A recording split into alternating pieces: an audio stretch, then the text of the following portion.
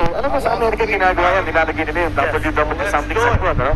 But this one, they took it a step further, and now si Manny Pacquiao has that Red Bull tattoo on his left. Third man in the ring, napakinggan natin si Ferdy Estrella. Siya po ay isang 53-year-old referee with 8 World Championship fights under his belt as a referee. Ito yung tail of the tape natin, makikita natin ang age. Lamang itong si Manny Pacquiao sa kabataan at yung height lamang si Manny, no? Makikita nyo dyan yung stick 2.5 inches. Dito sa reach na ito, again, ang nasukat ko dito ay pamula sa dulo ng daliri hanggang sa balikat. Pero makikita nyo ang advantage. Ito, kapit mga kapatid. This might be quick. Pareho silang kaliwete. So, neither will have an advantage of being a southpaw sa laban na ito. Pareho sila, yes. Pareho silang fighting out of the yung southpaw stance. Ito pa si Manny Pacquiao. Pagkidepensa ni Manny Pacquiao, nakikita natin Hilito dito. Nakatago, no? Hindi niya alam kung ano itong opponent niya na ito. Again, trying to connect and trying to measure itong si Pasong Pirang. Manny Pacquiao quickly connecting. Mukhang all business si Manny dito, ha? He has always been, right jab. At may binanggit sa atin si Manny Pacquiao. Before this fight, sabi niya, hintayin nyo yung aking kanan. That's something that they're trying to develop together with Coach Fred. Manny Pacquiao gets dealt with the right. Itong si Pasong Pirang, meron parang isinusutok na pabigla, ano? At Manny, nainis yata sa sutok na binigay sa kanya. O kaya ito nagalit si Manny. Ito na. At Pasong Pirang gets tagged by that right, Kinito. That right is hurting ito si Pasong Pirang. Hindi niya alam kung ano sinusutok niya. Well, parang groggy na ito si Pasang, no? Very, very early in this fight. Manny Pacquiao has unloaded some of his bombs. Pero si Pasang kanina, nakatama din ng isang matinding suntok. Hindi nakakasigurado dito si Manny Pacquiao. Tabi yung left na yung kanyang kanan na pinanjab niya, no? Basic na basic yan, sumasabay doon sa kanyang pag-step. And Manny Pacquiao now getting a measure of Pasong Pirang now trying to go to his midsection itong si Pasong Pirang. Well, kita-kita natin dito, no? Manny's all business at saka ang atake niya. Very, very concentrated. Hindi siya masyadong gumagalaw in terms of his footwork. Wala siya masyadong footwork dito. He's letting his fists do the talking sa laban na ito with 1:25 to go. Ito, that's a slip. That's a slip. And Ferdy Estrella calls it wisely, it's a slip. Ito pong si Pasong Pirang lost his footing. Pag-atake nito si Manny Pacquiao. Manny now, again, trying to bounce, trying to use that right, trying to set up ito si Pasong Pirang, but Pirang counters with the left right. Matigat yung kanan na jab ni Manny Pacquiao. No? That's a setup jab for his left hand.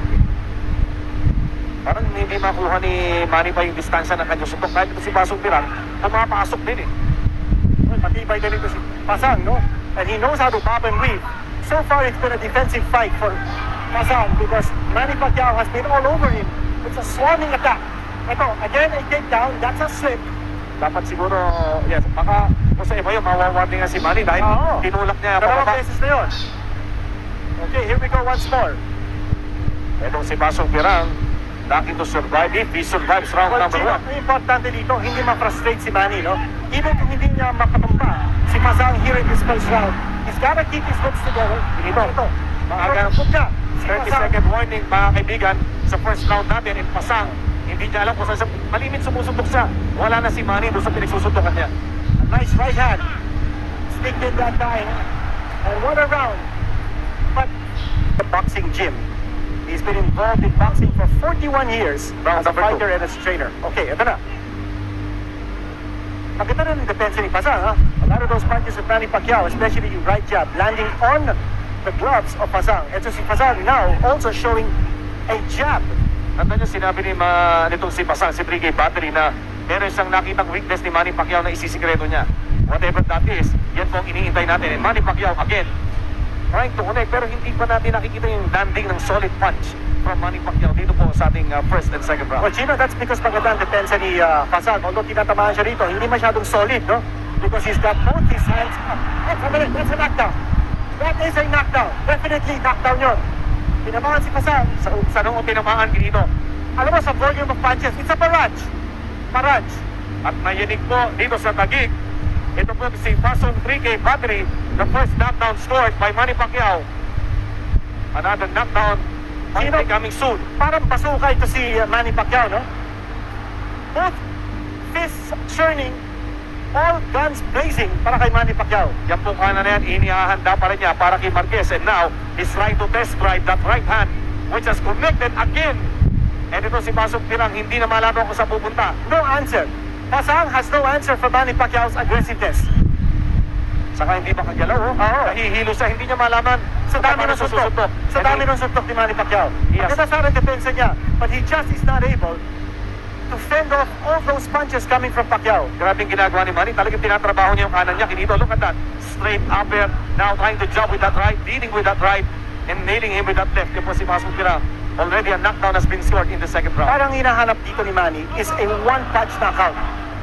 And so far, hindi pa siya makapag-landing ng isang matinding suntok to put him down for good. Now, isang beses na bumagsak si Fasan, but Fasan is still standing. He's still fighting back.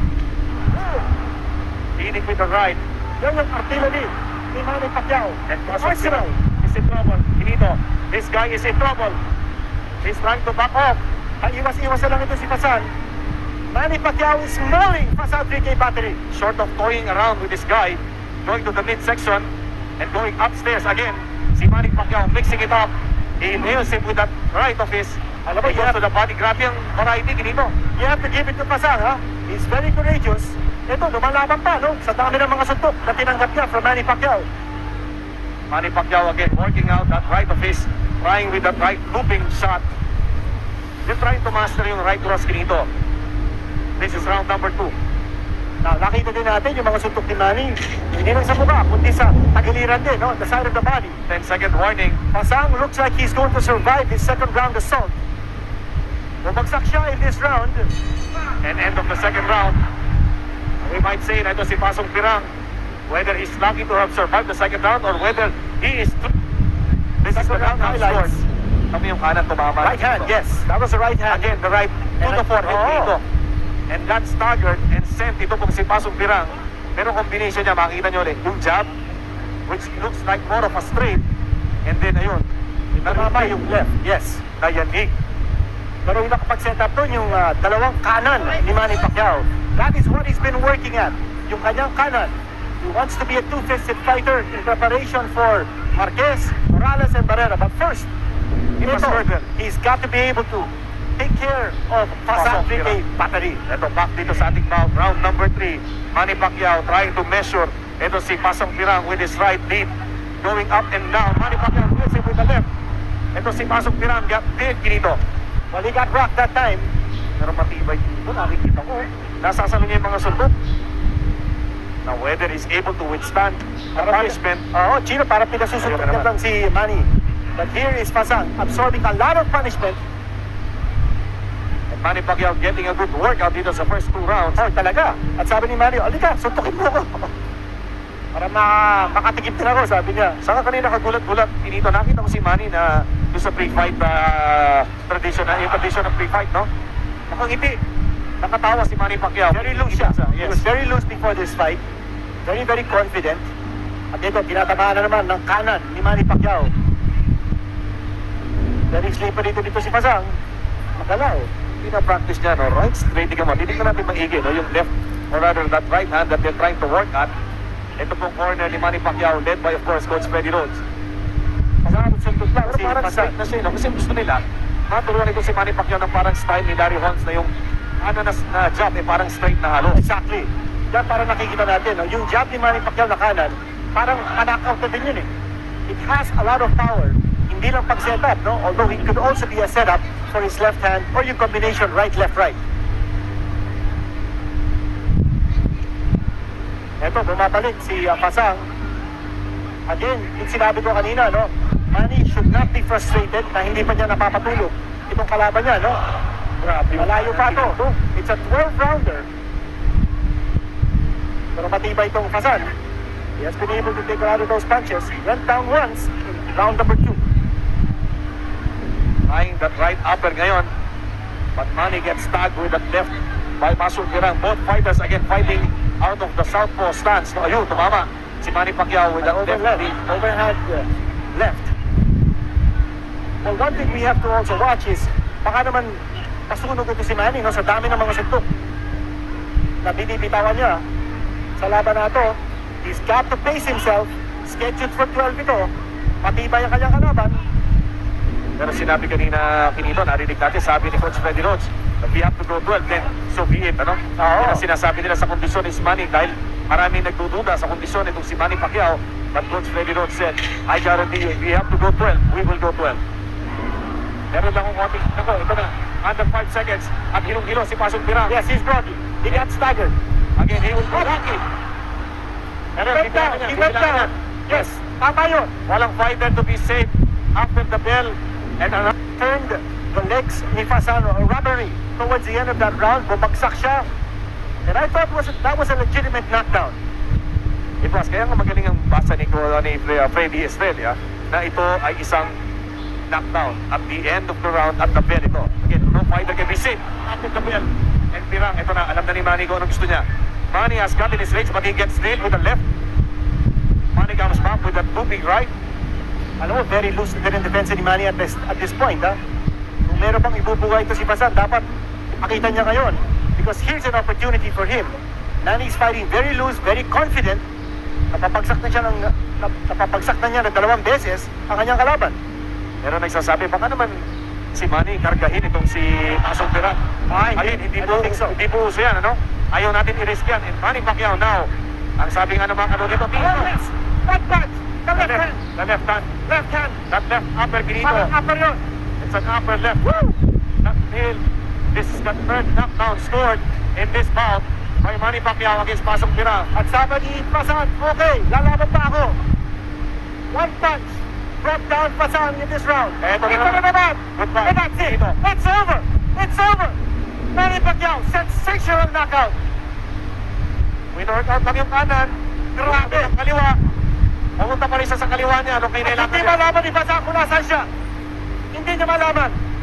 At hindi niya nakita kung saan ang galing yung suntok ni Manny Pacquiao. What a sensational knockout victory! And listen to that crowd dito. Manny Pacquiao, 4 rounds. Knockout victory.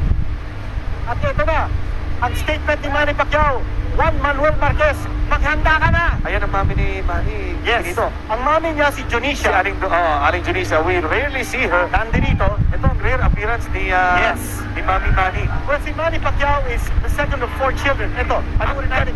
Ito nung Kaliwa. tinago niya ng kanan and then the upper of that left that set itong Pasong Pirang kissing the canvas. At ito na naman. Ito na naman. Grabe, ang ganda kinito. Nakatago Parang sa kanan. uppercut na cross na hindi mo maintindihan, but it was a left hand that brought Fasan down. 2 beses siya pumagsak dito sa ating 4th round. Ito, panoorin ulit natin. One of the knockdowns scored here by Manny Pacquiao. Tingnan mo, pepekihin niya ng kanan. Ito yung kanan. Tapos ito na, pag nakita niya magtatago sa kanan, uli, ayan, pepekihin ng kanan. And look at that left. Ang ganda ng timing kinito. At nakita mo, no? Yung 2 paa, umangat. Umangat yung 2 paa from the canvas.